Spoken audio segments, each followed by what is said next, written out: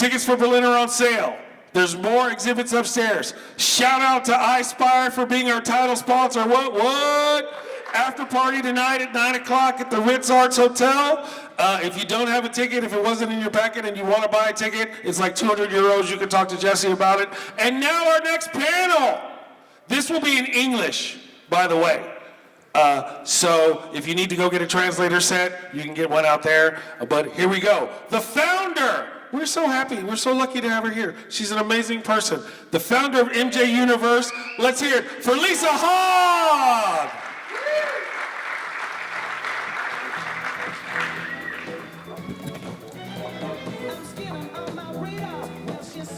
Hello everybody and welcome to our speakers also and to our panel on evolving cannabis policy within the European Union.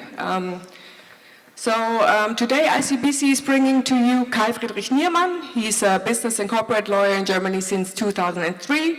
He's very familiar with the interconnectivity between national and European regulations, especially with regard to consumer protection, product safety and emerging new cannabis products. He has a legal blog that is very worth reading. It's cannabis-bisp.legal. And he's also one of the major consultants for CBD companies and medicinal companies in Germany, and hopefully very soon also for recreational companies. Then we have on this panel Carla Pareja from Zubalola. Carla is based in California. She's focused on cross-border corporate transaction and regulatory matters, often in relation to Europe and also Latin America. She's been representing cannabis companies for most of her legal career. She has graduated at University Pompeu Fabra. It's a very famous university in Spain. And she works in Spanish and Portuguese and is originally here from Barcelona. Then we have Joe Rogaway here. He's CEO and managing attorney at Rogaway Law Group. He's the founder and managing director there, and they're located in California and Oregon, as well as the Rogaway Group, a Swiss Verein. He's professionally involved in the cannabis industry since 2004, has studied in Germany also, and he's participated in numerous cases related to cannabis for mediations and arbitrations. And then we also have here Andrew Bonello from Relief Malta. He's the president.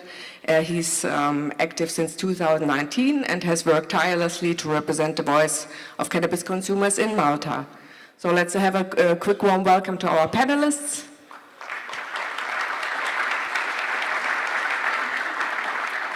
And then let's get started right away. Kai, let's start with you. Maybe it's the most pressing question is happening at the moment. What is happening in Germany? So would you give us a latest update on the legalization efforts in Germany? Where do we stand right now? And what is to be expected over the next couple of months? For sure. So as you all know, we had federal elections in September 21 in Germany, and we had a new government, a traffic light coalition, Social Democratic Party, the Liberal Party and the Greens, and they agreed in November 21 on legalization of cannabis. So the plan is to distribute cannabis, licensed cannabis in licensed stores to adults. Since now, with 1.5 years ago, nothing really much happened, but now the decisive month will be March 2023. So we are expecting the draft of the new government in March, presented by the Ministry of Health. Probably at the end of March, maybe there will be a leak like last time with this keystone, with this key point paper, and then we will also see the plan of the German government, how to roll out these draft and how this can work. We have lots of international legal issues, starting with the Single Convention to EU law, and mainly the last 1.5 years we spent discussions on how to tackle this, how to handle this, and that's the reason why it was so slowly. But now we're expecting that we will see two different kinds of drafts. So the first step of legalization will be decriminalisation, home grow, and collective home grow. And the plan is to get this draft at the end of March to transfer it to Bundestag.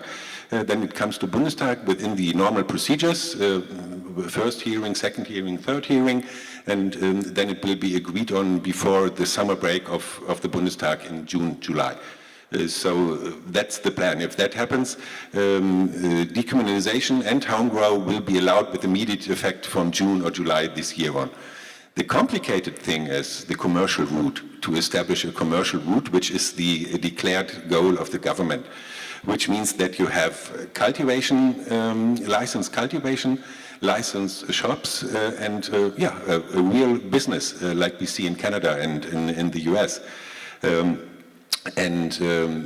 That's tricky because there are lots of legal issues going along with that.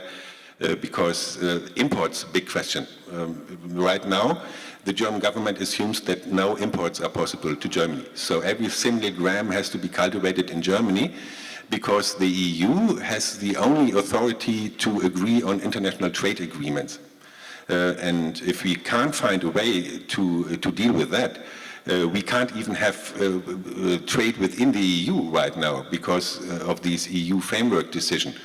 But they're working behind the scenes, so almost many EU member states like Czech Republic, Spain, Portugal, Malta, Luxembourg, Netherlands, Germany, they all want to go a different route in terms of cannabis policy, and they're working behind the scenes, and there's an initiative to change these EU framework decision and to amend the Schengen acquis so that at least the EU member states can trade cannabis among them if they want to, and they can legalize cannabis on a certain legal basis and not being afraid of the EU Commission to start infringement procedures or stuff like that.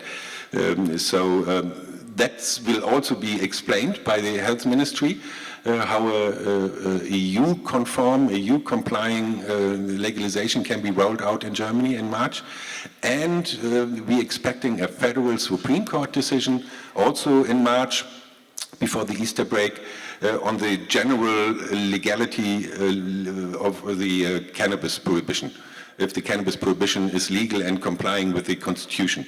On the grounds of the freedom of person, Article 2 of our Constitution, and Article 3, the principle of equality.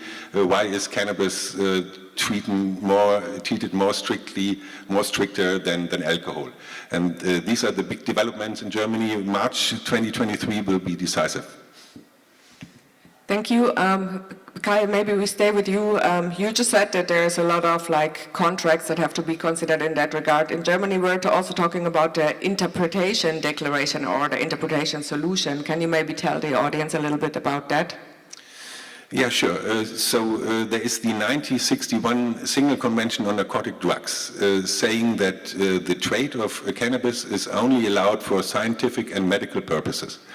And this is an international treaty. Almost every country in the world is a member of this treaty. And so you have to deal somehow with that. Germany is in principle very friendly to international law. Germany wants to comply with these rules. There are different routes you can go, like Uruguay takes a firm stance on human rights, legalizing cannabis, allowing trade with cannabis is on the grounds of human rights, because they had lots of crimes and victims and people suffering from the ban of prohibition. Canada did sort of something else, something nothing, no, don't know. It's a mixture of human rights and health protection.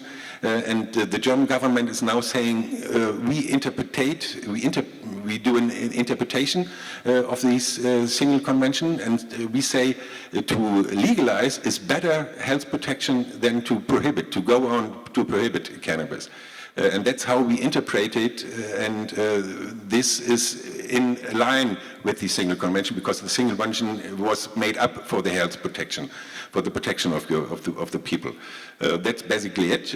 There are so many legal problems. Everything is disputed. If there is an inter se possible, retroactivity, etc., you can't find your way out with the single convention, and you can just take a firm stance on human rights like Uruguay, or on health protection, and it's the single convention will never be changed in the near future. So think of states like Russia or China putting CBD in Hong Kong on the list of prohibited substances. So that's the way. But the more delicate issue is, of course, the EU, the framework decision to find a solution to allow international trade within the EU, to find ways so that every EU member state can legalize on firm legal grounds. So let's stay with the single convention for a bit.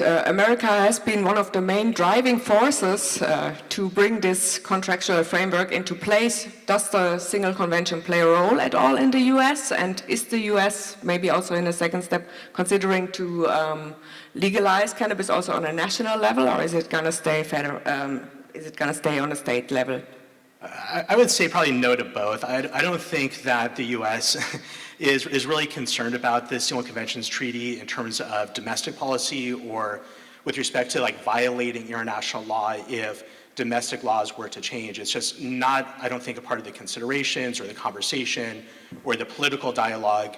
Yet it is ironic, obviously, that the U.S. essentially imposed this on the rest of the world and is ambivalent about the impact of that obligation domestically.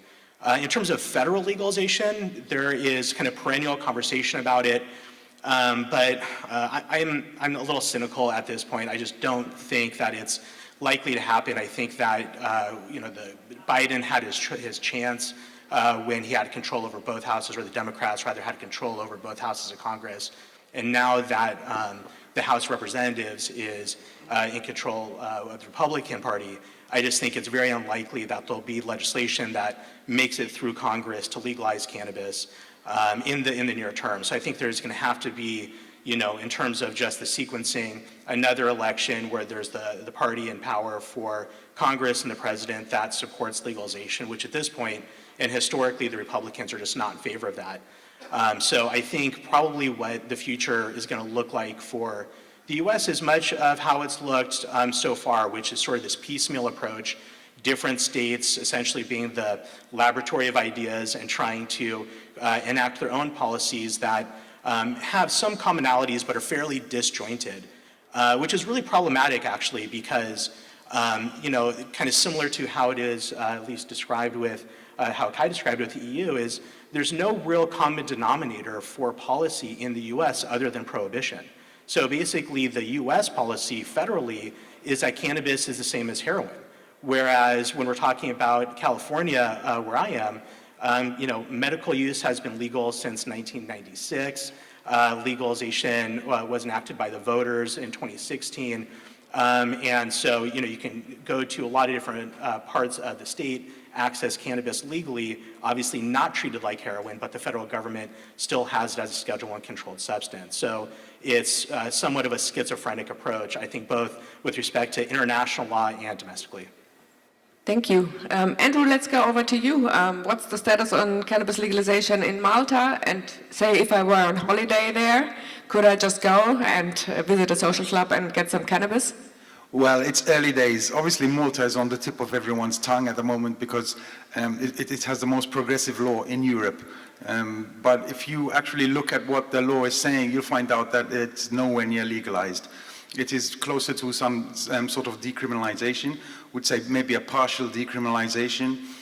What we have in the law is we can grow up to 4 plants without being criminalised, and we can have 7 grams of cannabis possession out in public. You can expunge your criminal records, and also there is the biggest part of the law, which would be the issuing of licenses to open what were meant to be social clubs, but unfortunately, along the line, there's a lot of politics involved, and prime ministers fall and you get a new one, ministers change, and the topic goes from one ministry to another, and gets lost in translation with no handover. I don't know if this is in all politics, but unfortunately it's what happened in Malta, so we don't really have a model which is going to be either social and there's going to be no club. So they've decided to call them associations, which is going to be based more on a dispensary system. So you have to be obviously a member of this club, where you can go and acquire your cannabis and take it home. But licenses have just been issued now, like literally last week, so applications basically, but still those people that apply don't even know what the final license fee is going to be. So it's kind of being rolled out and being formed as they go along. And I'm happy to say that my organization is involved, obviously, as much as possible to try and shape policy to make sure that it's a just and effective policy. Yeah, that's super interesting. I mean, it's in general very important to be involved in the discussion so that rules are made with you and not for you. So Carla, let's move over to you. Some homegrown and social clubs, did they play a role during the legalization efforts in US states? And what would you recommend to lawmakers and the debate in Europe on this? So cannabis social clubs actually have existed in the United States for a while. In the 1920s, they were called teapots, and they were bars where people went and listened to jazz music and smoked cannabis. And they disappeared after cannabis became illegal, but they have played a role, definitely. And we see that there is a path toward legalization, and where cannabis social clubs and homegrown cannabis is generally part of this regularization.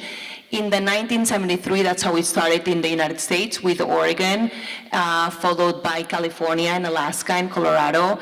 And one very important thing to keep in mind after so many years of bad propaganda in cannabis is responsible use.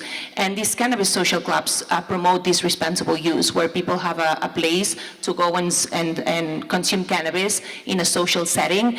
And the states in the United States that have legalized cannabis but have not regulated these social clubs are somehow handicapped, because you can purchase cannabis, but you don't have a place to go and smoke it. And what we've seen, for example, in states like California, where the cannabis social clubs have been regulated, is that you can go and the dispensary licenses allow you to also consume cannabis there.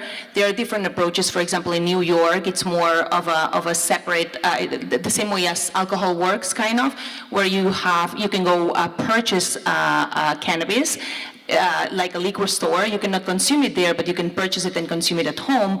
Or you have the retail license, where you can go and purchase cannabis, but you cannot.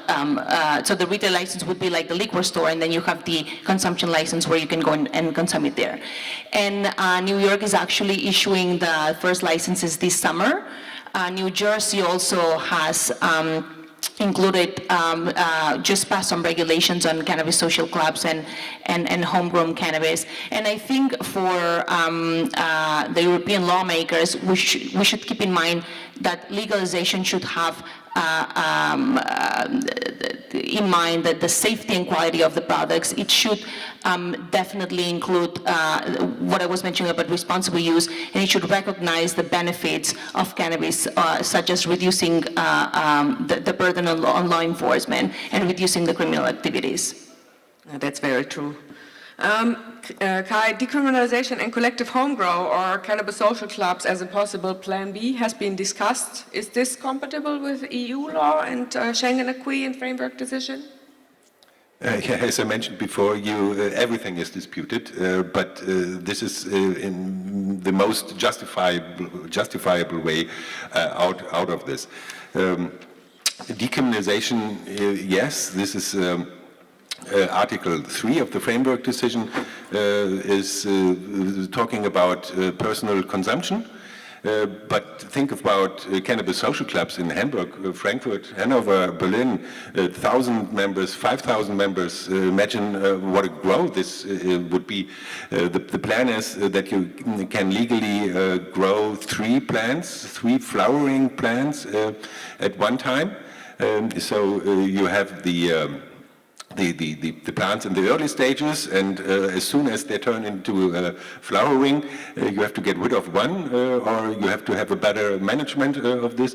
But if you delegate this right to a cannabis social club, so you have 1,000 members, then you can have 3,000 flowering plants at one time.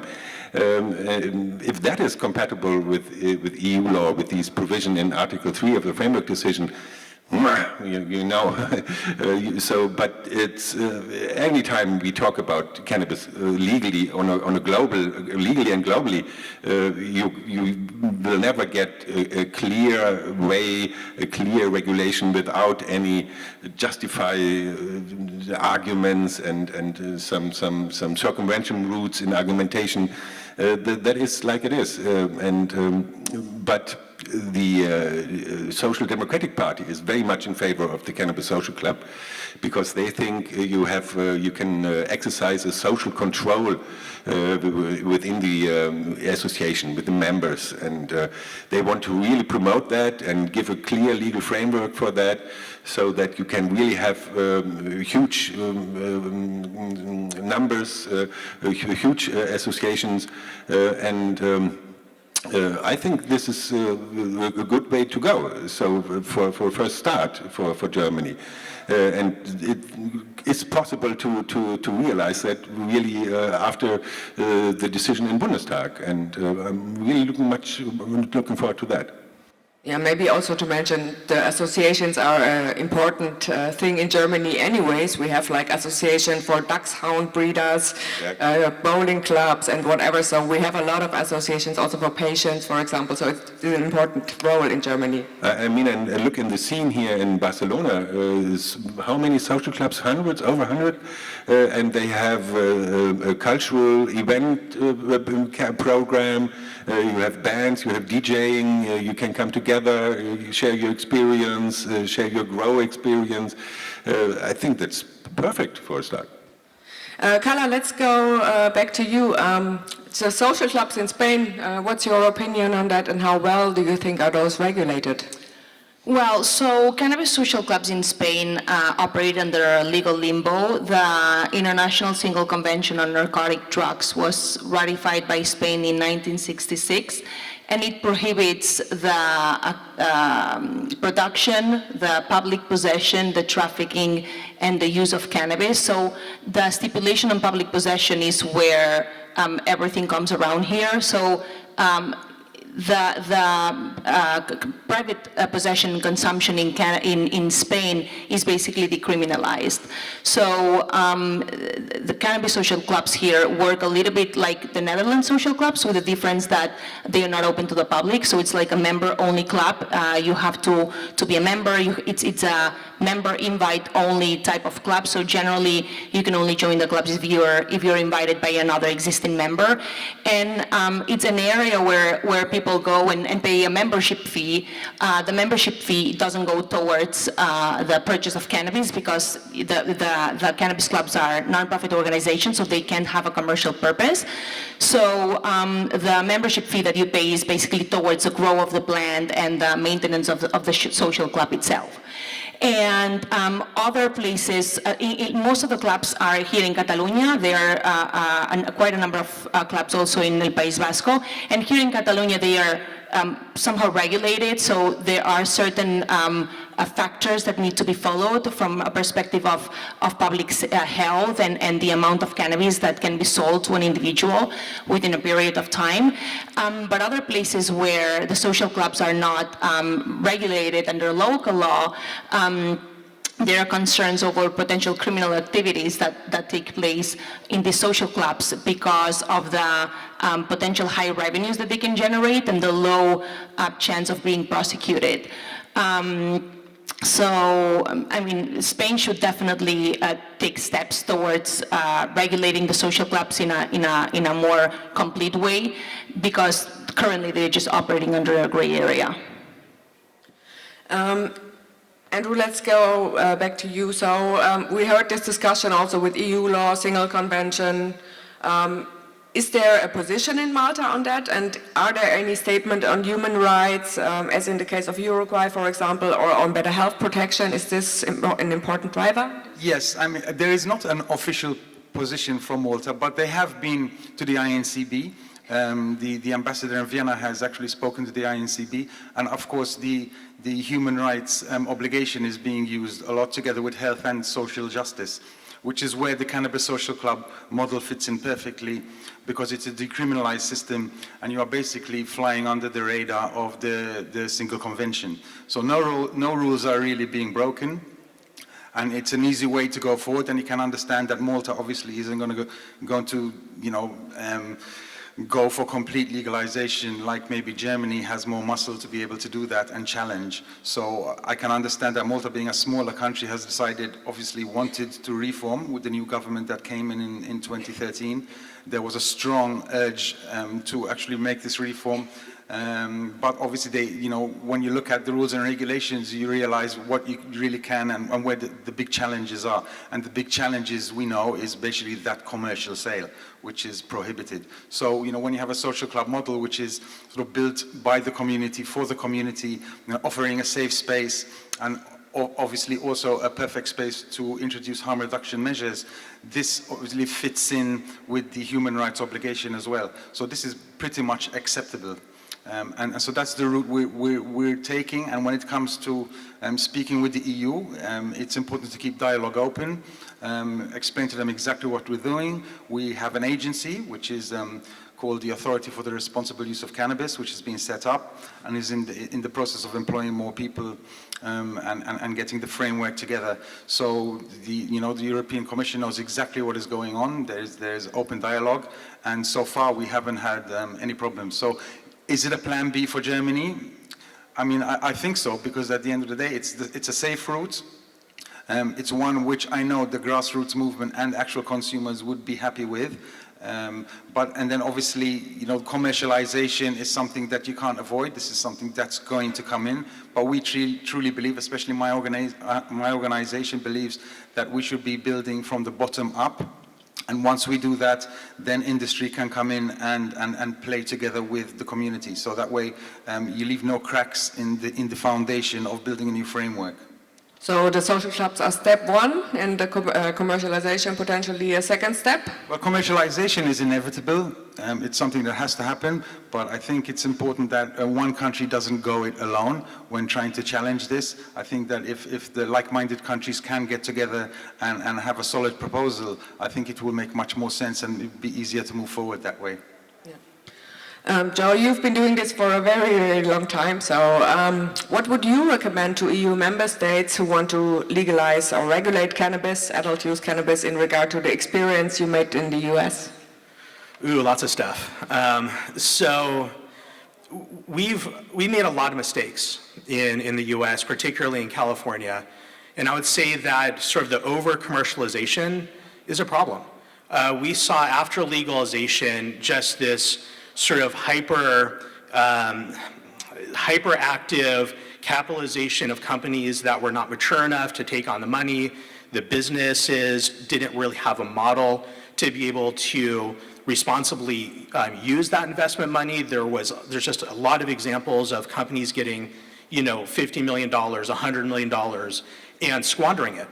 And I think a lot of people in California, in particular, would feel that the model that existed under the medical laws from about 2004 until 2017, when legalization was implemented, is superior to the legalization model. And that's the model that we had basically these collectives and cooperatives that qualified patients at that time could collectively associate to cultivate medical cannabis and provide that to the qualified patient members. Same as what Kai was describing with Germany, we could aggregate the number of plants per patient and get to a larger number of plants to be produced and then provided to those patients, and also through a nonprofit model.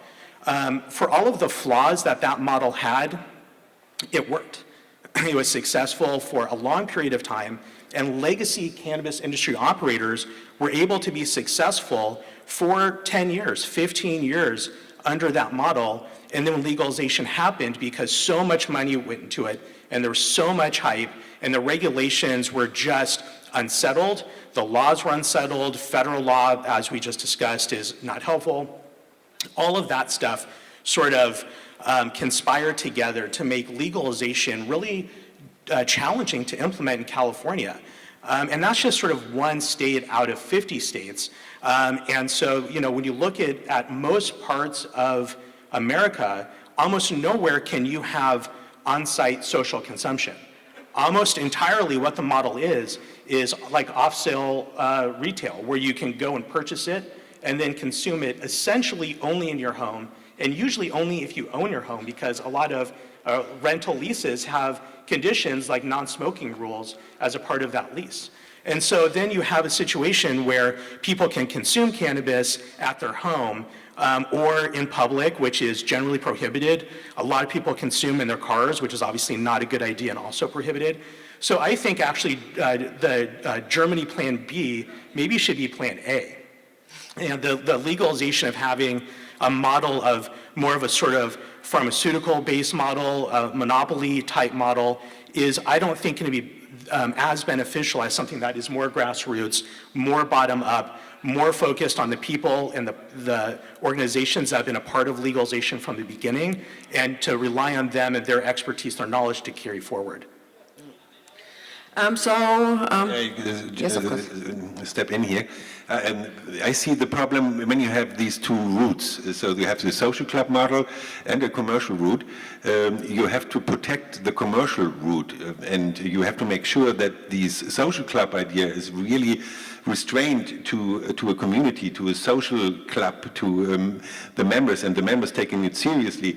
And it's not, it can't be that social clubs are in fact commercial businesses, just taking the stricter, the easier rules for operating.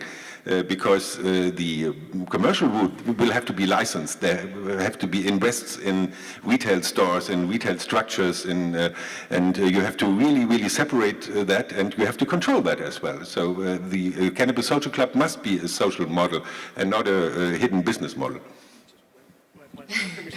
Sorry, one quick response. No worries.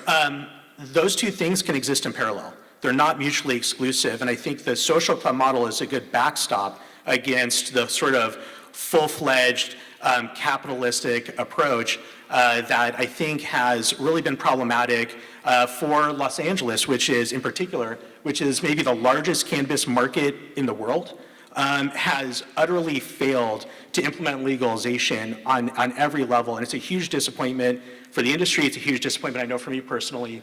And I think, different countries within the EU can do a much better job than we've done domestically in the US if they learn from our lessons and they kind of move the policy forward in a way that I think it really should be. Thank you. So maybe one last final question before we move on to the audience for all of you.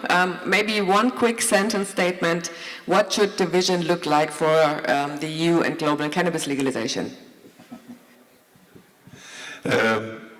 A robust system which makes global trade possible. I'd say create a system that is on parity with how alcohol is regulated. So if you have a model in your country where you can freely buy it and consume it, whatever those age limits are, just adopt that same model to cannabis. It works with alcohol, it can work with cannabis, and you don't have to create an entirely new and weird and separate model just for cannabis. It really doesn't need to be like that. And that's something I think that if that was implemented in the US, we would have a far better cannabis system of regulations and laws than we do currently. Anna? I think it should be seen from a perspective of safety, public health, social equity, and research and innovation. From a public health perspective, what I mentioned about responsible use is very important to promote responsible use. From a safety perspective, I think there should be robust testing requirements to make sure the products that we bring to the market are safe and of high quality. The communities of color and low-income communities have been negatively impacted and disproportionately impacted by by prohibition. So I think that these communities should have access to the benefits of a legal cannabis market, and there should be constant research and innovation to make sure we have quality cannabis-based products in the market.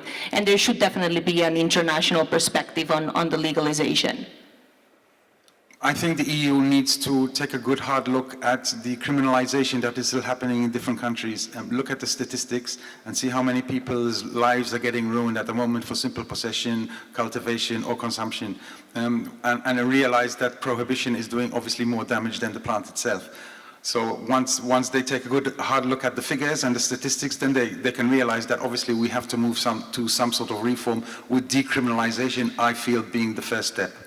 That's very important. In Germany, we have over 200,000 criminal cases prosecuted for personal consumption.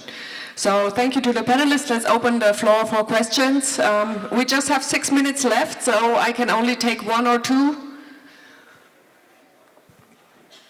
Hi, thank you very much for a very informative and engaging panel. Actually, Carla just started to touch on this at the end of the subject, and one of the interesting contrasts between the US and Europe is that the consumption lounges came as sort of a secondary proposal to the commercial regulations. Whereas here, it seems like the consumption lounges are more the foot in the door to commercial legalization. The problem is that I see is that, well, I mean, I guess the opportunity that with the consumption lounges coming later is licensing around consumption lounges, licensing around deliveries, and the relatively low barriers to entry associated with those made them very attractive licenses for social equity applicants. And I don't see as acute a problem in Europe around social equity and the impact of the war on drugs to disproportionately impacted communities, but it is an issue in Europe as well. So if these consumption lounges are sort of the foot in the door for the larger commercial interests, how do you see the evolution of cannabis policy within Europe in embracing the legacy market and those communities that have been disproportionately impacted by prohibition? Thank you. Well, I think it's important to